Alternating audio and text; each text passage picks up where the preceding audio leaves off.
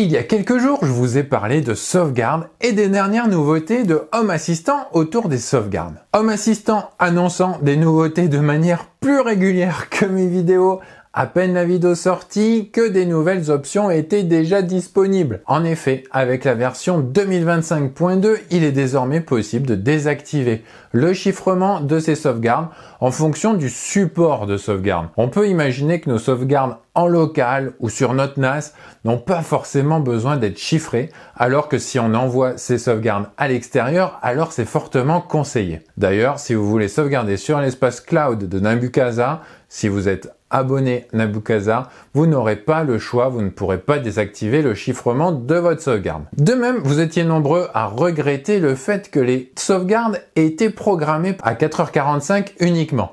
Maintenant, on peut choisir l'heure que l'on veut et même différents jours. On peut sélectionner un jour sur 2, un jour sur 3. On est désormais entièrement libre de faire ce que l'on veut. Et un choix supplémentaire a été ajouté également, la sauvegarde sur Google Drive, de manière plus aisée puisqu'il suffit d'installer l'intégration Google Drive pour que cette possibilité apparaisse dans les options de sauvegarde.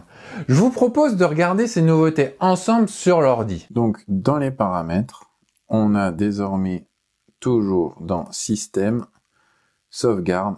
Ah bah là du coup, il y a déjà moi ma sauvegarde, mon système qui est sauvegardé comme je vous l'ai présenté dans ma précédente vidéo. Mais là, on va pouvoir configurer, on va pouvoir cliquer sur les jours sur lesquels on peut sauvegarder. Donc on voit qu'on est complètement libre de sauvegarder les jours. Donc là, disons un jour sur 2. Et l'heure, on va avoir optimal pour le système ou personnalisé.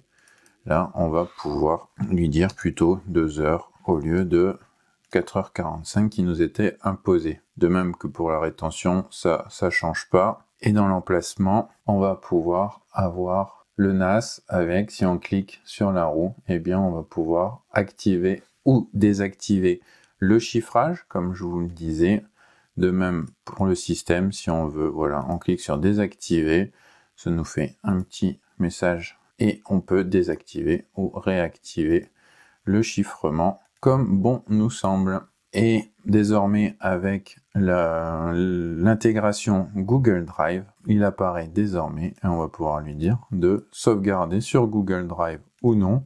Là sur Google Drive, on a le choix d'activer ou non le chiffrement. Et là, pas de changement par rapport à la vidéo précédente. On voit également, peut-être quelque chose que je n'avais pas parlé la dernière fois, l'utilisation d'un service de l'action backup.create automatique que l'on va pouvoir appeler dans une automatisation si l'on veut bien personnaliser sa sauvegarde. Donc on va pouvoir là aussi créer une automatisation genre j'allume mon NAS, alors ensuite faire le backup ou autre. On peut rajouter des conditions un peu plus fines que la sauvegarde automatique. Voilà pour ce qui est des changements aujourd'hui dans les sauvegardes automatiques. Et maintenant que l'on a nos sauvegardes, il y a une étape très importante qu'il faut tester de temps en temps, c'est la restauration. En effet, c'est bien d'avoir des sauvegardes, mais on ne sait si elles sont fonctionnelles que si on les teste. Là encore, Home Assistant nous facilite grandement les choses et on va tester 2 hypothèses pour ces restaurations. Une restauration depuis le système, on part du principe qu'il y a une petite erreur suite à la dernière mise à jour, mais on a toujours accès à Home Assistant. Et 2, on va aussi tester une restauration complète suite à un crash de votre machine. Je vais faire une sauvegarde que je vais appeler test restauration, que je vais juste sauvegarder sur mon système, c'est pour le test. Ça effectue la sauvegarde. Donc là, si je regarde dans les à propos la version, je suis en 2025.2.3. Je viens vraiment de faire la mise à jour pour pouvoir vous montrer les dernières nouveautés. Et on va voir pour restaurer du coup cette partie-là. Sachant que je viens de faire la mise à jour. Là, si on va dans les sauvegardes, par exemple, hop, dans les sauvegardes automatiques, je pourrais très bien revenir à une version 2.1 et restaurer juste mon système Home Assistant. Cliquez sur restaurer, on va le faire juste après, ou restaurer un des modules complémentaires que j'avais. Voilà, ma sauvegarde est terminée. On voit que j'ai 4 sauvegardes manuelles, dont test restauration que je viens de créer. Je vais la télécharger sur mon poste. Donc là, faisons un premier test de restauration totale, c'est-à-dire que mon système a craché. Alors, voilà, là j'ai créé une nouvelle machine virtuelle pour vous montrer. On est sur une installation classique, une installation toute neuve. Et là, je vais faire restaurer depuis une sauvegarde. Je vais aller sélectionner la sauvegarde que j'aurais faite, qui s'appelle test restauration pointard, que je viens de récupérer. Et je vais la mettre ici, sur cette nouvelle instance. Donc là, il est en train de lire ce fichier. Bien sûr, ce sera plus ou moins long en fonction de la taille de votre sauvegarde et tout ce que vous avez. Et là, sur cette restauration, on va pouvoir lui dire de restaurer Home Assistant, mais également de rajouter tous les modules que l'on avait précédemment. Là, disons que je ne veux pas forcément tout lui réinstaller, mais réinstallons HACS, qui est le Community Store, et le terminal et la possibilité de se connecter en SSH. Voilà, vraiment deux modules essentiels pour moi dans Home Assistant. Et notre Home Assistant, donc 2.3. Je lui fais restaurer. La sauvegarde va être restaurée. Selon sa taille, ça peut durer jusqu'à 45 minutes. Et je clique sur restaurer et on laisse se faire. Le temps que cette restauration de sauvegarde soit faite sur notre nouvelle instance, on va voir pour une restauration, on va dire partielle, sur une instance qui serait encore efficace, on va dire, qui serait encore fonctionnelle. Donc là, je reviens sur mon instance principale.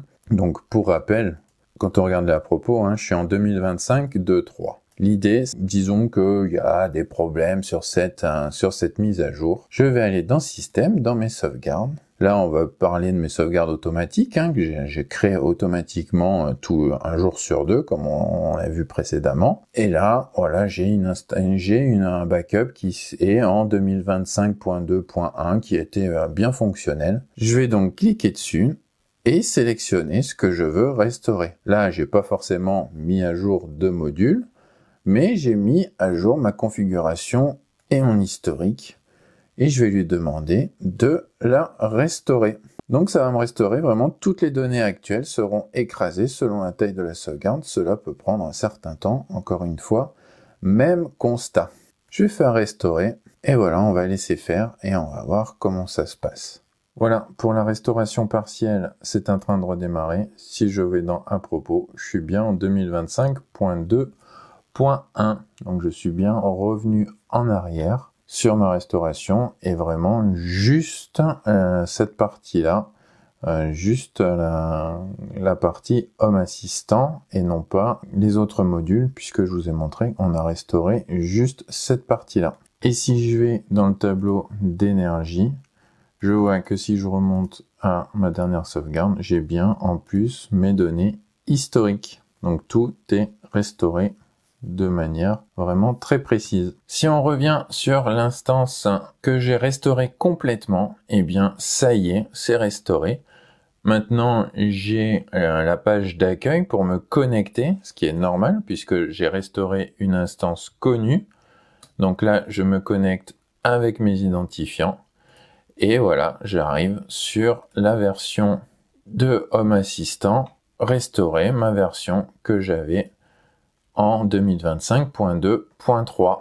Donc la restauration, le fichier de restauration a bien été pris en compte. Et dans les modules, j'ai bien HACS et le terminal SSH seulement, puisque c'est les deux modules, les deux add-ons que j'avais demandé à réinstaller uniquement. Je pense avoir fait le tour de la restauration. Il faut dire que c'est désormais très simple de sauvegarder, tout comme de restaurer le composant qui pose problème ou son installation complète. Si vous avez apprécié cette vidéo, n'hésitez pas à laisser un petit pouce bleu ou à vous abonner si ce n'est pas déjà fait. S'il y a encore des parties qui ne sont pas claires, alors n'hésitez pas à laisser un commentaire sous la vidéo ou à vous rendre sur le forum d'HACF, le forum francophone où l'on parle de Home Assistant. Je suis sûr que vous aurez une réponse à votre question. Je mets encore une fois le lien en description. Et moi, je file préparer une nouvelle vidéo pour vous. Prenez soin de vous. Bye bye!